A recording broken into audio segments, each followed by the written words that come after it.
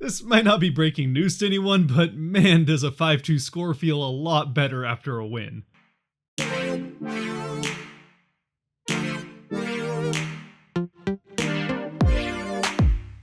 What's cracking, everybody, and welcome back to Kraken R&R for the first of two very winnable games that the Kraken have in 3 days that they definitely needed to take advantage of in order to get back in the right side of the win-loss columns. I mean, I guess wins are technically on the left side, but you know what I mean. Either way, though, the Kraken are able to take care of business tonight at home, winning 5-2 over a Buffalo Sabres team that, against all expectations, is off to a hot start this season, coming into the game with a 5-3-1 record. But before we can even get to the game, easily the biggest news for the Sabres on the day, and really the hockey world in general, was their trading of their ex-captain and star player Jack Eichel to the Vegas Golden Knights. Now, I'm not going to spend a bunch of time talking about this trade as it doesn't directly affect the Kraken, outside of the fact they're now going to have to play Eichel more than twice a year going forward with him going to a division rival, but it still was the biggest news of the day, and with the Sabres, a big distraction out of the way coming into this one. Lineup-wise for the Kraken, it definitely looks like things are starting to solidify as they come into this one with the exact same lineup that they had against the Oilers, with the exception of Soucy and Fleury once again trading spots in and out of the lineup. Of course, on the forward end with them still waiting for Blackwell and Appleton to come back from injury, as well as McCann to come off of the COVID list, but for now, it's the same lineup as there was against Edmonton, and that stability helps the Kraken get off to a fast start in this one with good pressure in the offensive zone right out of the gate. And they're able to use that sustained pressure to get off a number of shots early, which would turn into a theme over the course of the rest of this night, but the best ones come from Dunn, who does have his saved, and Donskoy, who has some soft hands that gets him a chance just in front of the net, but a good defensive play sends that one wide right and not on goal. Then the other way, it's Geekie with a tripping call, and early on, it's Buffalo to the power play. The good news, though, is that the Seattle penalty kill once again steps up and does their job.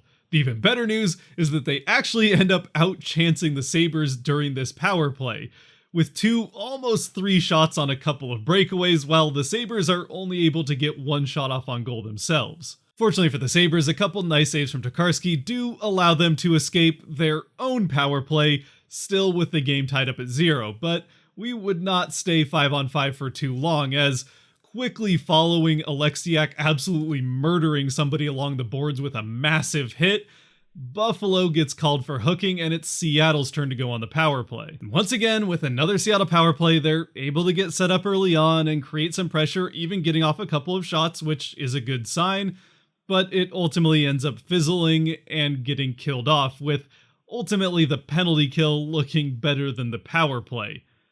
I guess, to be fair, it was a pretty nice looking penalty kill.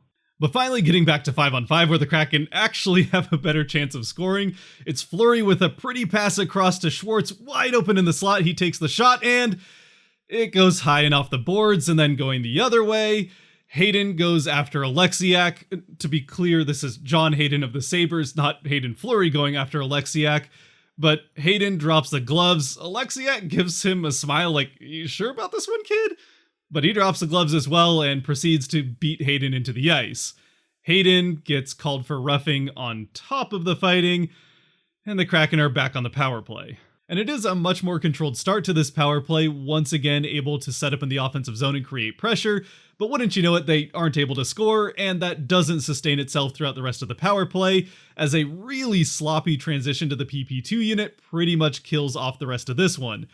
They are able to get back into the offensive zone, but time winds down and it's another failed power play for the Kraken. But then, as if a switch were flipped to the fact that we're back to 5-on-5, before Hayden can even get out of the box and back into the play, it's Wennberg all the way across to Geekie and he finds the back of the net. It's not a power play goal, but it is 1-0 Kraken. For Geekie, after having gotten a number of shots and scoring opportunities in the last couple of games, it's his second of the season and first since that opener against Vegas. In the remaining 4+ minutes of the period, the Kraken continue to tee off on the Buffalo goal, but go to the first break, with the Kraken still leading 1-0. Even with that strong finish to the first period though, I was curious to see how the Kraken were going to come out at the start of the second. Obviously, they had plenty of issues with the first 3 minutes of each of the periods in Edmonton, but even before that, they've had a little bit of a pattern of coming out flat after breaks. even when they do have strong finishes to the previous period. So, at least to me anyway, it was extra encouraging to see them start off the second period right where they left off in the first, getting immediate offensive zone pressure and getting shot after shot off on Tokarski. Though, once again, he was up to the task and it was starting to look like this was another goaltender playing one of his best games of the season against Seattle. And eventually, after a couple more nice saves on a couple partial breakaways by Gourde, the Sabres are able to slow down Seattle's momentum by, you guessed it, sending the Kraken to the power play. Now, to be fair, the Kraken power play does get off a couple more shots and does create pressure, but coming off of the power play, going the other way, it's coast to coast for Tage Thompson, who weaves around a couple of guys into the offensive zone and then takes a shot off on net, and it goes right past Grubauer and into the net to tie things up. And while I don't want to take anything away from Thompson, who made a very nice play to make this goal happen, this is absolutely one that Grubauer has to come up with. At this point, it's just the 8th shot on goal for the Sabres, while the Kraken are sitting on 24. Not to mention the fact that it wasn't a wide open shot for Thompson, but for Grubauer, there was plenty of space between him and Thompson where he should have been able to pick this one up and at least get the glove on it. And then, shortly after tying things up, looking for their 9th shot on goal, Buffalo gets on a 2-on-1 break, but a spectacular defensive play from Fleury gets a stick on the crossing pass and is able to keep this one from getting in front of the net and preventing what could have been an easy tip-in for a Buffalo lead. And then a tripping call sends Seattle to the power play for the 4th time in the night, so at least they're getting a lot of practice, and this probably does look like their best power play of the evening. Of course, they aren't able to find the back of the net though, and some back and forth play eventually finds the Sabres onto a power play of their own. After a save on another penalty kill breakaway by Seattle, they are able to find the back of Seattle's net, and it's 2-1 Buffalo. And this one is hard to put on Grubauer too much, it really is just a nice screen that is the reason this gets past him, but after how that first goal looked and the fact that this is now 2 goals on 11 shots, really doesn't have things looking particularly good for him. The good news, though, is that it only takes the Kraken 26 seconds to respond, as off the faceoff, the puck finds its way behind Buffalo's net, where Schwartz on the forecheck is able to dig it out and flip it out in front of the net to a wide-open Eberle, who buries it to even things up at 2. And coming off of that game-tying goal for the second straight period, the Kraken continue to lay on pressure and shots on goal to finish off this one, eventually outshooting the Sabres 16-5 in the second period after having outshot them 14-6 in the first.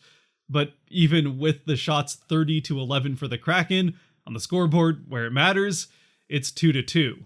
And as we start the third period, we start with 2 minutes of 4-on-4 hockey, thanks to some extracurriculars and a couple of penalties being handed out after the buzzer in the second.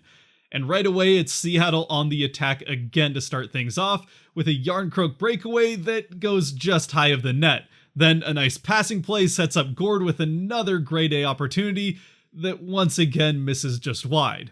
And I mean, if you're a Kraken fan, I know at least I was thinking at this point that eventually something is just going to have to break their way and a puck is eventually going to have to go into the net for them. As this really is starting to feel a lot like that Rangers game where the Kraken have been playing like the better team and playing the Sabres up and down the ice all game long, but somehow we're still tied at 2, and eventually it just is starting to feel like one of these bounces is going to go the Sabres' way, and they're going to end up winning a game that the Kraken probably should have had. Fortunately though, even after those great scoring opportunities do miss the net, Seattle is able to regroup, get back into the offensive zone. The puck finds Eberle's stick just as a Buffalo defender trips on himself and falls to the ice, and Eberle gets around him and then flips the puck over to Karski's leg and into the net, and it's 3-2 Kraken. We get a hey, what do you say from John Forsland, and it's the first 4-on-4 goal in Kraken history. Seattle fans everywhere let out a sigh of relief, and for Eberle, it's his second goal in 4 minutes of play, and he's on hat trick watch looking for another potential franchise first. Then shortly after, a big blindside hit on Geekie that definitely could have led to a call doesn't, but it does lead to some more testiness between the two teams, eventually leading to traded penalties and more 4-on-4 play. This time it's relatively uneventful outside of a big hit by Tanev, which, a small thing on that I haven't noticed this before, but I did this time. As they're skating towards the other end and moving pretty quickly, Tanev kind of gives the guy a tap on the waist with his stick as if to say, the hit's coming and you better be ready for it. Again, just kind of a small thing, but it seemed like a courteous move by Tanev before laying the guy into the boards. So I thought I'd mention it. And then just as we get back to 5-on-5, it's Schwartz with the takeaway and then a nice pass across the neutral zone to Eberle, who's on a partial breakaway, and everybody's thinking the same thing with hats at the ready as Eberle fakes the slap shot and then wrists it, and it's in! Let it rain, let it rain. Yeah, hat trick, baby! Of course, the one upside of watching it from home is that I do get to keep my hats, but it is the first hat trick in Seattle Kraken franchise history, and after how the season started for him with getting robbed game after game, of course it's Jordan Eberle. And again, looking back on some of those times he was robbed early on in the season, I think this was a little bit of that karma swinging back in his favor, as this one just barely sneaks under the right pad of Tokarski and into the net. There was really no more room to give. Following this goal though, and the extended break in play as they pick up the waves and waves of hats hitting the ice, for the first time in the game, momentum does start to go in Buffalo's favor and kind of stays there for the rest of the third period. Grubauer starts making saves and starts getting into a bit of a groove, which I think does help him, and Buffalo does eventually get onto a power play.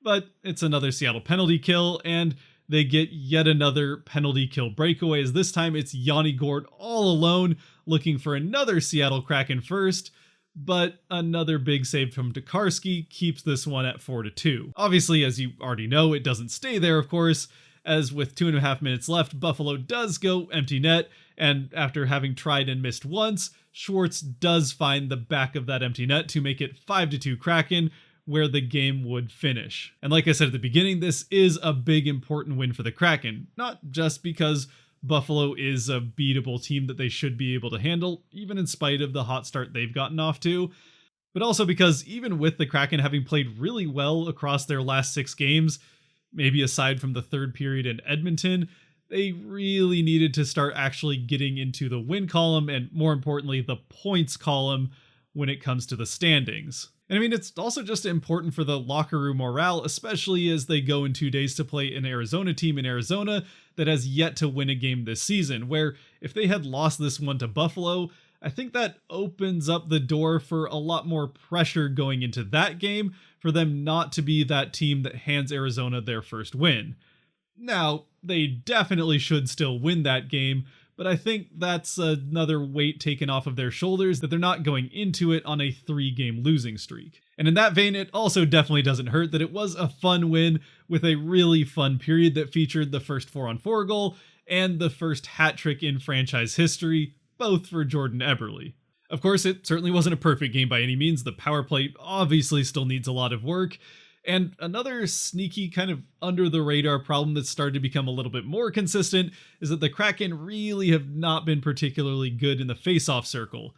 But a win's a win. They get a big one here and have another very winnable game coming up on Saturday. As far as the 3 stars, of course, it's all Kraken here with who else but Eberle is the first star, Jaden Schwartz as the second with a goal and 2 assists, and then Alexiak coming in as the third star. The shots do eventually even up a little bit more in the third period, but the totals are still very one-sided in the Kraken favor, with 38 for Seattle and just 21 for the Sabres. And as has been the case really throughout this season for the Kraken, that pressure they've been able to get and those shots off on goal are thanks to some very strong forechecking that this team has consistently been able to produce. Sorry, real quick, I almost forgot something really important about that empty net goal from Schwartz at the end. That is the fact that one of the players that got an assist on that goal was Philip Grubauer. So that's right, another first for the Kraken, the first ever goalie point in franchise history. All kinds of firsts tonight. But with that, this one has already probably gone longer than I intended it to. What can I say? It was a fun game. There was a lot to talk about. So if you have made it to this point, thank you very much for watching. If you did like or enjoy it, there are buttons for that kind of stuff down below. Of course, I'd love to hear your thoughts about this game and how the Kraken stand going into the game against Arizona down in the comments section. Until next time, stay safe out there, be good to each other, and go Kraken.